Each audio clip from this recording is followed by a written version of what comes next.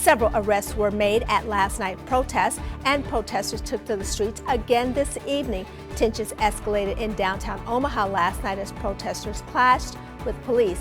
This is following Thursday night's officer-involved shooting that resulted in the death of a 35-year-old black male. Meals are arriving just in time to help feed those in need for the holidays. And the Hitchcock Museum shop reopens today inside the Jocelyn Art Museum, just in time to find unique Christmas items. Good evening, I'm Danielle Davis. Thanks for joining us on 3 News Now at 10.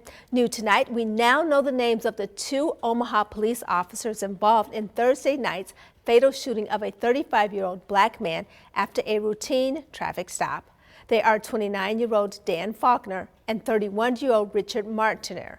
Both have been with the Omaha Police Department since 2016 and are currently on paid administrative leave. The Omaha Police Department says it has completed its interviews with both officers about the incident. Police say an officer fired the deadly shot during a struggle with Kenneth Jones. Police made the traffic stop near 27th and Harrison just before 7:30 Thursday night. As part of the stop, police say officers asked Jones to get out of the car. Investigators say he refused and began struggling with officers. During that struggle, police officers spotted a gun and one officer fired, hitting Jones. Police attempted CPR, but Jones later died at the hospital. Investigators talked to 3 women who were in the car. None of the women nor any officers were injured. For the second night in a row, people marched in the streets of Omaha to protest the shooting. 3 News Now reporter Jessica Edson joins us live from downtown with the latest. That's right, Danielle. We are down here in front of Omaha Police Department headquarters where the second night of protest is happening tonight. That protest was sparked by the death of Kenneth Jones, a 35-year-old black man who was killed in Omaha on Thursday night during a traffic stop.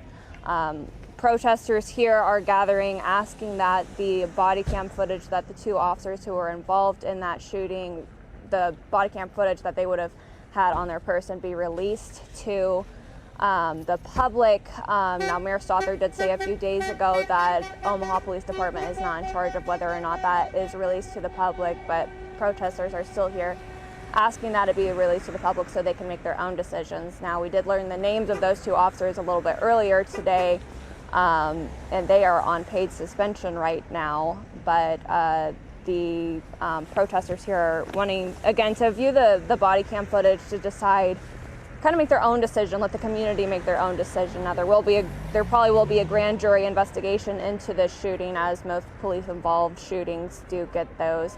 So far tonight, things have been mildly peaceful. We've seen protesters go around the block. They were getting in traffic and blocking traffic for a bit down in the Old Market a little bit earlier today.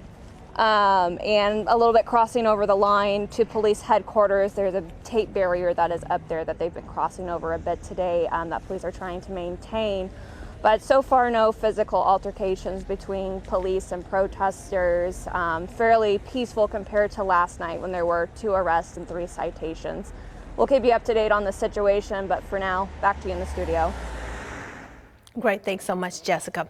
Now, from last night's protest, also, the calling for the body cam footage to be released resulted in a total of 5 arrests being made. Omaha police officials say the protest that started at about 6 p.m. was peaceful, and about 8:30 p.m. officers had eggs thrown at them, a laser light striking an officer in the face, and protesters blocking traffic. Officials say that is when they declared the protest unlawful and used pepper spray and other techniques to get people to leave the area.